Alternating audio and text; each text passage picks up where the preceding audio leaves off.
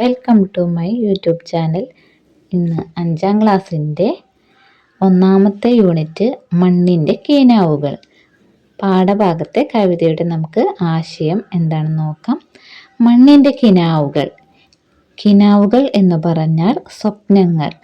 മണ്ണിൻ്റെ കിനാവുകൾ എന്ന് പറഞ്ഞാൽ മണ്ണിലെ സ്വപ്നങ്ങളെക്കുറിച്ചാണ് ഈ കവിത പറയുന്നത്. പൊൻവെയിലിൽ കുരുത്ത മുക്കുറ്റികൾ. പൊൻവെയിൽ എന്ന് പറഞ്ഞാൽ സ്വർണ്ണ നിറമുള്ള വെയിൽ. ഈ സ്വർണ്ണ നിറമുള്ള വെയിലിൽ നിന്നാണ് മുക്കുറ്റികൾ ജനിച്ചത്.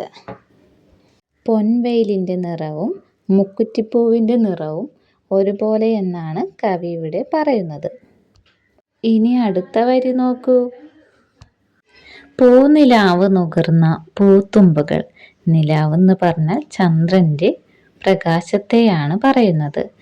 ഇവിടെ ചന്ദ്രൻ്റെ പൂനിലാവിനെ പൂത്തുമ്പകളോടാണ് സാദൃശ്യപ്പെടുത്തുന്നത്. നിലാവ് എന്ന് പറഞ്ഞാൽ ചന്ദ്രൻ്റെ പ്രകാശത്തെയാണ് പൂനിലാവ് എന്ന് പറയുന്നത്. സന്ധ്യ നെഞ്ചത്തെടുത്തു ലാളിച്ചതിൻ ചന്തമാകെ പകർന്ന ജമന്തികൾ. ലാളിക്കുക എന്ന് പറഞ്ഞാൽ ഓമനിക്കുക, ചന്തം ഭംഗി. സൂര്യോദയ സമയവും സൂര്യാസ്തമയ സമയവും സന്ധ്യ എന്നാണ് പറയുന്നത്. സന്ധ്യാസമയത്ത് സൂര്യനിൽ നിന്ന് ഓറഞ്ച് നിറത്തിലുള്ള പ്രകാശരശ്മികളാണ് പുറത്തു വരുന്നത്. ഇവിടെ സന്ധ്യ നെഞ്ചത്തെടുത്ത് ലാളിച്ചതിൻ എന്നുകൊണ്ട് ഉദ്ദേശിക്കുന്നത് സന്ധ്യാ വെളിച്ചം അത്രമേൽ അടുത്ത് ജമന്തി പൂക്കളിൽ പതിക്കുക എന്നാണ് അർത്ഥം. അത് ജമന്തി പൂക്കൾക്ക് ചന്തം എന്ന് പറഞ്ഞാൽ ഭംഗി നൽകുന്നു. മഞ്ഞ നക്ഷത്രമെന്ന പോൽ വേലിയിൽ മഞ്ഞണിഞ്ഞു വിരിഞ്ഞ കോളാമ്പിയിൽ.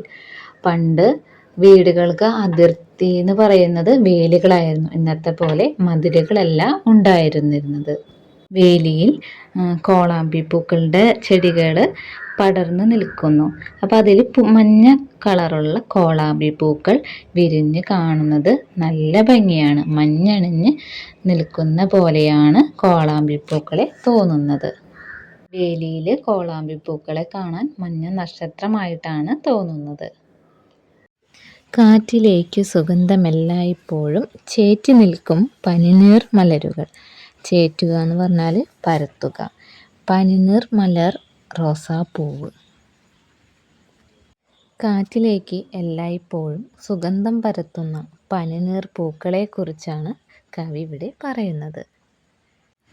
രാത്രി പെറ്റ കുരുക്കുത്തി മുല്ലകൾ. ഒരു മുല്ലപ്പൂവിൻ്റെ ഇനത്തിൽപ്പെട്ട ഒരുതരം പൂക്കളാണ് കുരുക്കുത്തി മുല്ലകൾ. മുല്ലപ്പൂക്കൾ രാത്രിയിലാണ് വിരിയുന്നത്.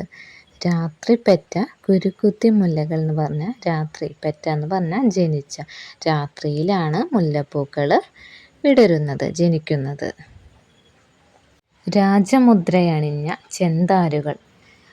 രാജാധികാരത്തിൻ്റെ ചിഹ്നമായ കിരീടത്തെയാണ് ഇവിടെ സൂചിപ്പിക്കുന്നത്. കിരീടത്തിൻ്റെ ആകൃതിയിലുള്ള കൃഷ്ണകിരീടം എന്ന ചെടിയെക്കുറിച്ചാണ് ഇവിടെ കവി പറയുന്നത്. ചെന്താരുകൾ എന്ന് കവി ഉദ്ദേശിക്കുന്നത് ചുവന്ന പൂക്കളെയാണ്. ചുവന്ന നിറത്തിലാണ് കൃഷ്ണകിരീടത്തിൻ്റെ പൂവുള്ളത്. അതിനെയാണ് ചെന്താരുകൾ എന്ന് സൂചിപ്പിക്കുന്നത്.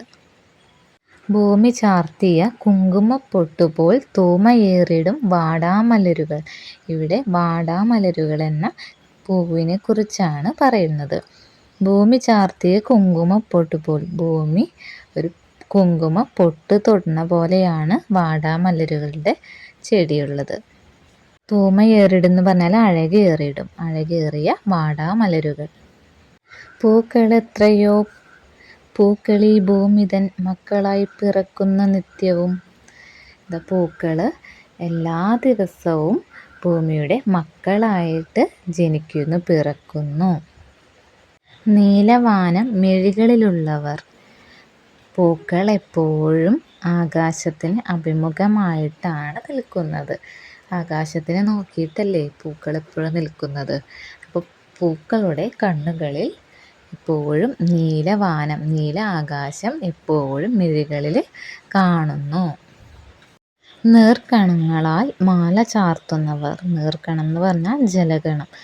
മാല ചാർത്തുന്നതിന് മാല കെട്ടിയിട്ട് അല്ലേ. നീർക്കണം എന്ന് പറഞ്ഞാൽ ജലകണങ്ങളാണ്. ജലകണങ്ങളാൽ മാല ചാർത്തുന്നവരാണ് പൂക്കൾ. ഏതു ചൂടിലും വാടാതെ നിൽപ്പവർ. ഏതു ചൂടായാലും പൂക്കൾ വാടാതെ തന്നെ നിൽക്കുന്നു.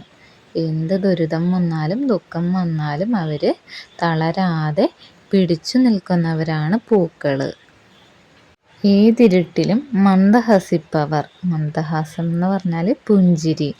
ഏതിരുട്ടിലായാലും പൂക്കൾ മന്ദഹസിച്ചുകൊണ്ട് തന്നെയാണ് നിൽക്കുന്നവർ. ഏതൊരു പ്രതിസന്ധി വന്നാലും പൂക്കളുടെ എപ്പോഴും ചിരിച്ചിട്ടാണ് നിൽക്കുന്നത്. പൂക്കൾ മണ്ണിൻ്റെ യോമൽ കിനാവുകൾ. പൂക്കൾ മണ്ണിൻ്റെ ഓമൽ കിനാവുകൾ. ഓമൽ കിനാവുകൾ എന്ന് പറഞ്ഞാൽ പ്രിയപ്പെട്ട സ്വപ്നങ്ങൾ. പൂക്കളെക്കുറിച്ച് കവി എന്താണ് പറയുന്നത്? പൂക്കളാണ് മണ്ണിൻ്റെ പ്രിയപ്പെട്ട സ്വപ്നം. എങ്ങനെയുള്ള പൂക്കളെക്കുറിച്ചാണ് പറയുന്നത്? ഏതൊരു ചൂടിലും വാടാതെ നിൽക്കുന്നവർ, ഏതിരുട്ടിലും മന്ദഹസിച്ച് നിൽക്കുന്ന പൂക്കളെയാണ് മണ്ണിന് കൂടുതൽ ഇഷ്ടം.